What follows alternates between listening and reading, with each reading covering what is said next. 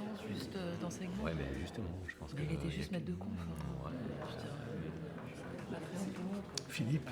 Philippe. Philippe. C'est bien passé avec ta fille alors? Après, ça peut être m'aider un petit peu. Ah ouais, c'est vrai. Vraiment pas très loin de son domaine. Ça, c'est peut-être pas une mauvaise chose. Mais je trouve ça assez intéressant parce que ça pourrait bien se Oui, mais passer. ça peut, Valeria, des oui, fois, mais ça peut le booster un peu aussi. Après 25 ans. Oui. Ah, voilà. Après toutes nos discussions, je pense qu'il y a deux noms qui se dégagent. Simon Lefebvre Lefebvre. Et Rossi. et Mathilde Rossi, oui. Ouais, mais donc ça veut dire que Valérie en garde pas. Bah, j'ai l'impression que non. Qu'est-ce que vous en pensez? Donc si vous êtes d'accord, je propose qu'on se concentre sur les points forts et les points faibles des dossiers. Charles, tu peux nous rappeler les aspects les plus importants du dossier Simon Lefebvre, s'il te plaît? En tout cas, Valérie, je trouve ça très bien ce consensus qui se dégage autour de ces deux dossiers. Alors, Simon Lefebvre, il est chercheur à l'EPHT Saclay. Je les connais bien, c'est un super labo. Son domaine de recherche est la physique statistique, avec déjà des contributions majeures sur plusieurs sujets. En particulier, ses travaux sur la transition vitreuse sont incontournables. Et plus récemment, c'est un des pionniers en ce qui concerne les applications de la FISTAT au machine learning. Il publie beaucoup, 102 articles dans des excellentes revues, dont 2 Nature, 2 Science, 20 PRL, etc., etc. Et il a reçu aussi la médaille de bronze du CNRS et une ERC Consolidator. Oui, merci beaucoup, Marie-France. Il est aussi encadré 4 thèses et bien évidemment beaucoup de post-doc. Et surtout, pour son âge, il a un nombre impressionnant d'invitations à des conférences, des workshops, des écoles d'été. Si je peux me permettre, je trouve qu'en termes d'expérience en enseignement, ça reste un peu léger, non? Il a quand même enseigné à Polytechnique. Et les retours sont très bons. Ouais, enfin pas très longtemps. Pour moi, il coche toutes les cases. Absolument.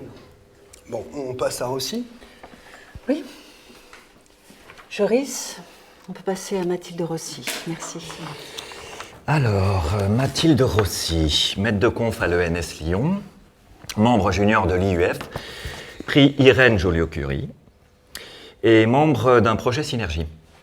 C'est une experte des applications de la FISTAT au climat et des phénomènes de turbulence. Elle a juste un peu moins de publications que Simon Lefebvre. 85 quand même.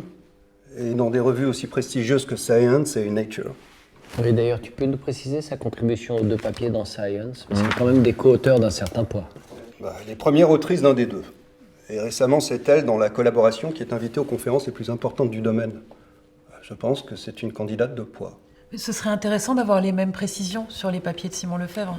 Ces publis parlent d'elles-mêmes. Oui, puis quand on l'a vu à l'audition, il était brillant.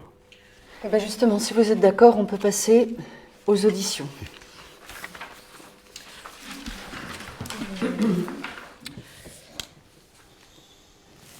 Sans que ce soit ma spécialité, j'ai trouvé l'audition de Mathilde Rossi vraiment très très intéressante. Oui, c'est vrai.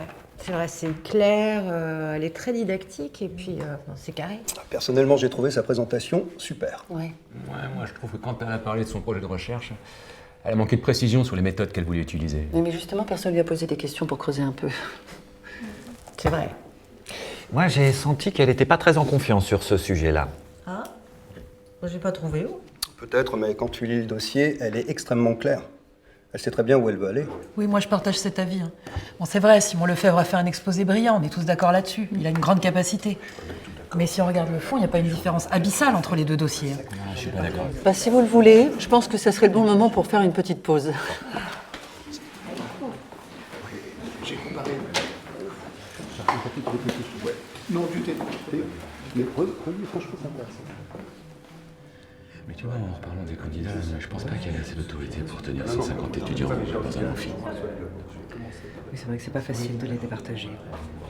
Non, non, mais elle est vraiment super. Mais elle est à Lyon. Est-ce qu'elle va vraiment venir? Et puis, c'est pas sûr que son mari la suivra. Ouais, surtout avec 2 enfants.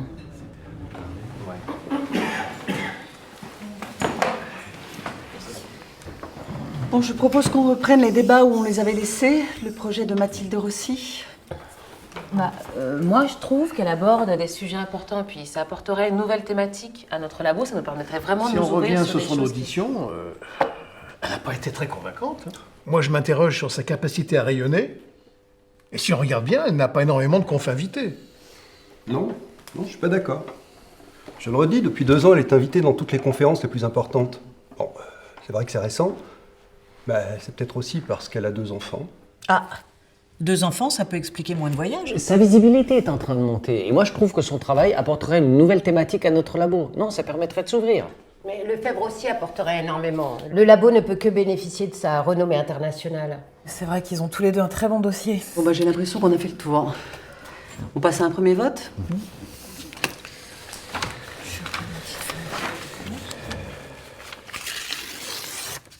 Dans les processus de sélection, stéréotypes et biais implicites influencent nos décisions.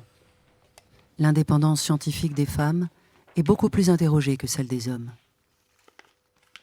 L'évaluation des compétences est biaisée lorsque le sexe est connu, indépendamment du genre de la personne qui évalue.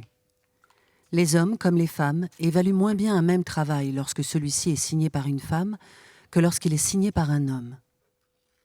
Pour une femme, la tendance sera plutôt à s'interroger sur ce qu'elle a pu effectivement apporter. La contribution des femmes à la recherche est systématiquement minimisée, voire déniée, consciemment ou inconsciemment, et le travail est souvent attribué à leurs collègues masculins. Lors de l'appréciation des candidates et candidats, les phénomènes d'identification jouent en faveur des hommes. Le jugement positif ou négatif d'un aspect particulier du dossier d'une candidate ou d'un candidat peut en influencer l'évaluation globale sans que les autres éléments factuels puissent jouer.